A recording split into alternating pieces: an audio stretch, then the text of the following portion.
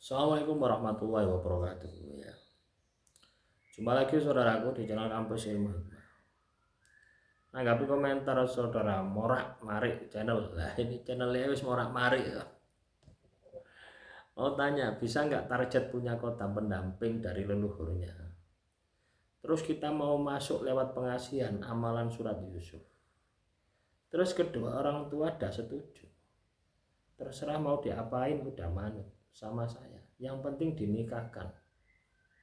Apa ini? Di rumah yang baik. Pak, ini pertanyaannya tidak jelas ini ya. Pak mau tanya, bisa nggak target punya kota pendamping dari leluhurnya? Terus kita masuk lewat pengasihan amalan surat Yusuf. Terus kedua orang tuanya sudah setuju. Ya, ini ya.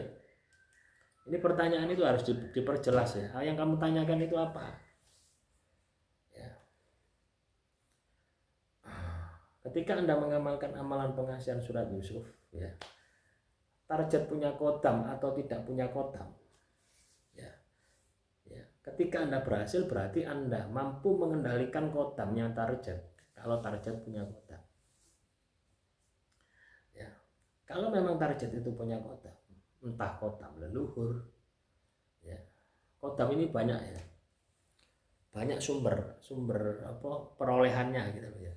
Dari mana dia mendapatkan itu banyak. Ya.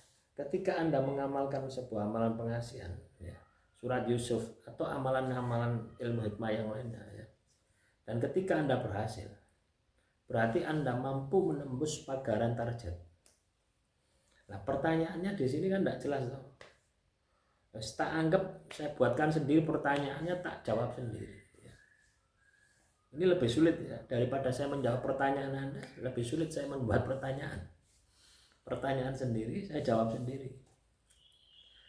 Ya.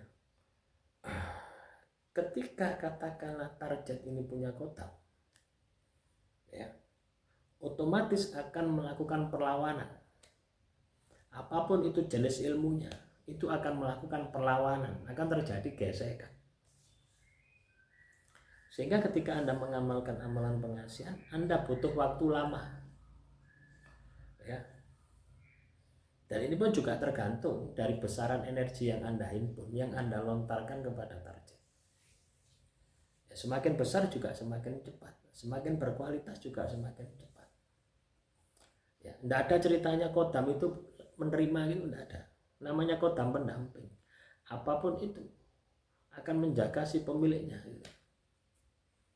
Ya, paham ya? Tidak peduli Anda mau niatnya baik atau tidak baik. Ketika ada sesuatu energi masuk, dia langsung menghadap. Ya. Nah itu kalau itu memang kodam pendamping. Nah kodam pendamping ini bisa dari leluhur. Ya. Artinya leluhurnya ini bukan leluhurnya jadi kodam pendamping, ya. Jadi pembantu dia bukan ya. Tapi jin yang dulu dipelihara oleh leluhurnya. Karena sebuah sebab, bisa juga turun temurun juga bisa. Kodam itu bisa dari kodam leluhur, bisa dari sebuah pusaka. Ya. Jadi targetmu itu punya pusaka banyak, entah itu beli, entah itu nemu, entah itu dikasih. Maka positif dia itu memiliki kodam pendamping. Atau targetmu itu pernah mengamalkan ilmu kebatinan, ilmu hikmah, ilmu kejawen. Maka otomatis di dalam tubuh orang tersebut targetmu itu ada kodam dari sumber keilmuan. Atau targetmu ini ya, sering datang ke orang pintar, pasang susuk, pasang pagar badan dan sebagainya. Maka otomatis targetmu akan memiliki kodam dari jenis pemaharan. Nah, intinya targetmu ini ada pendampingnya, ada penjaganya. Ketika kamu katakanlah masuk dengan menggunakan amalan atau tanpa amalan, ya menggunakan kodam atau jenis amalan apapun, itu akan dihadang oleh kodam tersebut. Ini juga salah satu penghalang ya. Baru ketika Anda bisa menundukkan kodam tersebut, baru masuk energi Anda kepada target. Walaupun katakanlah kalah gitu ya, walaupun katakanlah kalah, kodamnya target itu kalah dengan energi Anda, itu minimal bisa menghambat Anda kok. Misalkan harusnya 1 minggu sudah kena, bisa jadi 1 bulan 2 bulan baru kena gitu. Nah, jadi fungsi kodam pendamping itu seperti itu ya. Tapi jarang ya teman-teman ya, kodam pendamping itu jarang ya. Karena tidak semua orang itu diikuti oleh kodam leluhur ya. Kalau itu asalnya kodam leluhur, tidak semua orang juga punya pusaka, tidak juga semua orang pernah menjalankan laku tirakat, juga tidak semua orang sering datang ke dukun, ke kiai minta saran, minta raja ya. Paham ya dari komentar ini. Jadi apapun yang menjadi penghalang Anda, ya itu harus Anda selesaikan ya.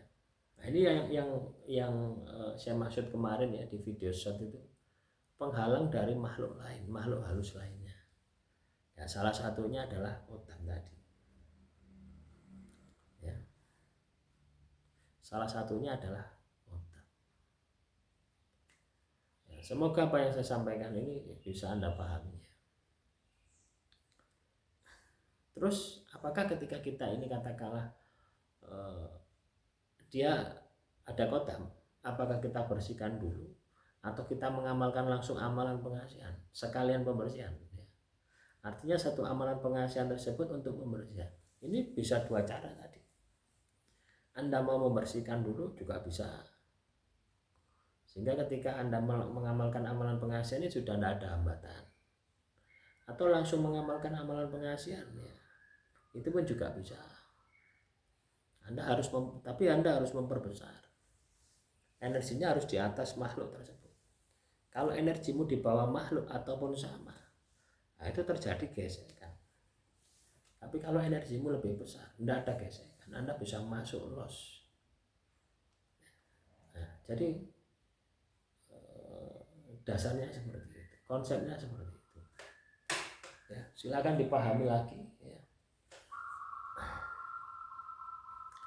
Demikian yang bisa saya sampaikan. Semoga materi yang singkat ini bisa bermanfaat ya. Kurang lebihnya saya mohon maaf. Assalamualaikum warahmatullahi wabarakatuh. Salam Rahayu, Rahayu, Rahayu.